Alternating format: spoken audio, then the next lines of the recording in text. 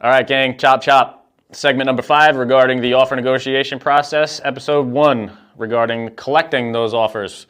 So let's get into that nitty gritty. Now, what does the offer collection process look like? Step number 1, we must understand that offers can come in many different forms, states, and on various delivery methods. And it is up to us to inform the market on which one of those we would like to receive for our offers. If we fail to make very careful instructions on our marketing and listing information about how we would like to receive offers, we will assuredly see them in many different forms, which is not good for anything you need to do. We need to be organized, detailed, streamlined, and if we've got offers flying at us from every different direction, every form, and on every delivery method, it's going to get confusing quick. So in order of the least coordinated, complete, and strong to the most coordinated, complete, comprehensive, strong offer form is in the following. Call. That's really zero information. You got Tom, Dick, or Harry. Hey, my client or myself want to make an offer. You got time to talk? You got to set aside whatever it is you're doing and talk to this Harry for as long as he wants to get all the information across. And who knows if you even get it all. It's up to you to, again, interrupt your day, sit there and write down everything this person says, and hopefully you remember to collect all the details from this person if this person doesn't remember to give them all to you in the correct fashion. Number 2 would be a text. Text is text, at least it's paper trail. You can refer to it later. However, very informal, not signed, which we'll get to in a second. And very difficult to enforce contractually because it isn't a contract, it's just a text message.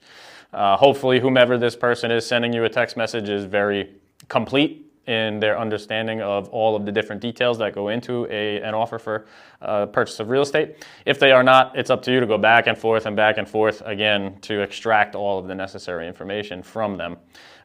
Moving up the ladder in completedness and strength is then an email. Okay, now this is even more researchable. You can reference it later. You can compare emails side by side if that's the way you want to do it, but still difficult to enforce contractually. There is no signature from this buyer. And who knows who you're talking to? It could be a buyer's agent that has some experience, could be a buyer's agent with no experience, could be the buyer themselves. And we don't know if they are being absolutely complete and thorough in the information that they're giving you, making your life more difficult having to go back and forth with them. Moving on now to the more formal and the more widely accepted forms of communicating a real estate offer in the state of Rhode Island, especially if you're dealing with the real estate professional community. This is the offer for purchase. Now, generally speaking, this would have just about all, but not technically all, of the information that you would like to receive if you're really looking to have a comprehensive understanding of the buyer, the offer they're making, and all of the bits and pieces involved. To point out just one, it's typical that an offer for purchase would not include the amount down and the percentage borrowed that a buyer is looking to a bank for in a finance transaction. It would probably state what type of financing this buyer is looking at, whether it's FHA or conventional, yada, yada. But it wouldn't necessarily state how much they're putting down, which frankly is important. The amount that a buyer is putting down for their loan is a direct indication of how likely they are to receive that funding at the end of the day. There are other ways for a buyer to demonstrate this, of course, like pre-approval letters, which we'll get to in a different segment. But suffice it to say that why not have all of the information at the same time, and in which case we would request that buyers or their agents fill out a complete purchase and sales agreement. This is the contract that would eventually be signed by both seller and buyer to make this transaction binding, to bind both parties to doing all the things they need to satisfy the covenants of that contract. This will literally lay it all out. There is no way that somebody could glance over, well, trust me, there is a way. They'll find ways to gloss over some information. You may have to go back to them.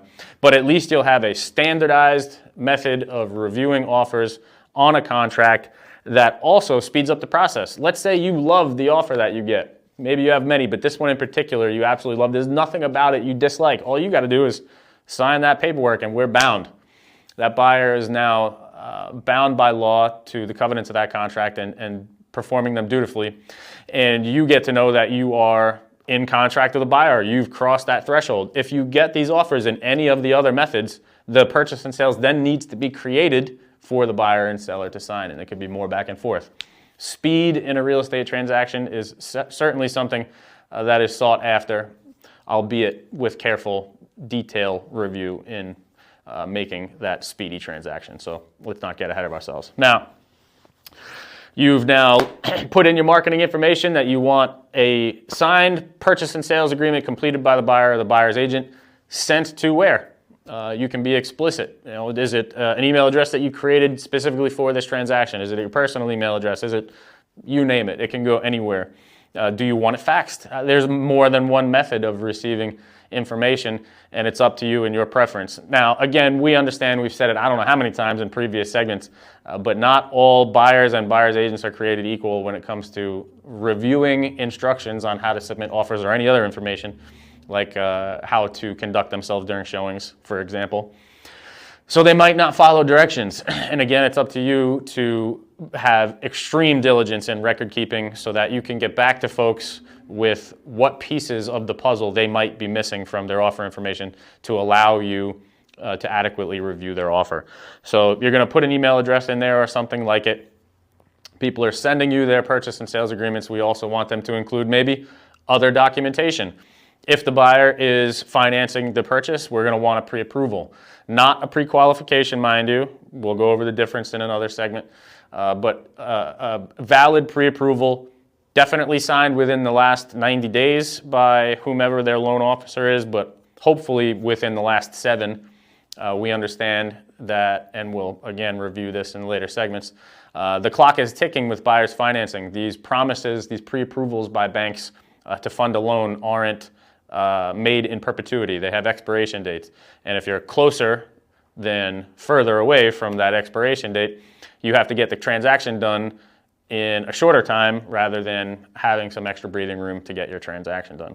So whatever it is that you are asking for, make sure it's in that documentation. Now, once it starts coming through, you have these offers coming through. Respond to them immediately with just, hey, thanks for my offer. Thanks for sending this. I really appreciate it. If they are missing any documentation, please fill out X, Y, or Z, or get me this piece of the puzzle. This is not included with your offer information, and I'd like it before I consider it. And now you need to log this. We, or at least me, I can't speak for the entire real estate community. I like to use Windows File Explorer's trees, and we'll have the property address. Who knows? You might be a seller of multiple properties, so you need different folders for each address. And beneath that, an offer from XYZ buyer and agent. XYZ buyer and agent. This is a new folder for each offer. Within that, then you have all the different documentation so you can start checking off the boxes. Very important that you're able to reference people's contact information along with the offer information and documentation they've provided so that you can get back to them. If you are left scrambling, reviewing text messages and who called you on Friday, forget it. You're just never going to get across the finish line in the way that you want, which is with the most offers possible at the same time, set side by side so that you can review each of them alongside the others. That is the goal. Now, suppose the buyer is paying cash. They're not financing a loan. What would you ask for then? Proof of funds, of course. It's all well and good for you to tell me that you're going to give me $500,000 for my house, but if you haven't got the money really at the ready right now, I'm going to need to consider your offer a little bit differently. So show me the bank account. It's got to have your name. I don't care if it's a screenshot, fine, but as long as it shows your name, bank balances, and hopefully the time frame of this bank balance. It's not 6 months ago you're showing me that you had this money. It's within the last 30 days, we would say. That should be sufficient. If they'd like to send a bank letter sometimes, a letter from a CPA stating that my client has well in excess of the stated purchase price liquid in the bank, he's good or she's good to do the transaction. That will suffice. Whatever it is, make sure you've got this information. And there you have it. That's really the essence of the offer collection process. It's communication, careful review of all the details of these offers and the documents that they are arriving on, making sure there's no gaps in information, and storing it all in a cohesive way so that you can reference it all later and make informed decisions. All right, stay tuned for the next episode in this segment. That's going to be regarding reviewing these offers. And please don't forget, if you're enjoying this alpha, please like and subscribe. throw it up on a share and leave us some comments down below. We'll get back to you soon. See you for episode 2.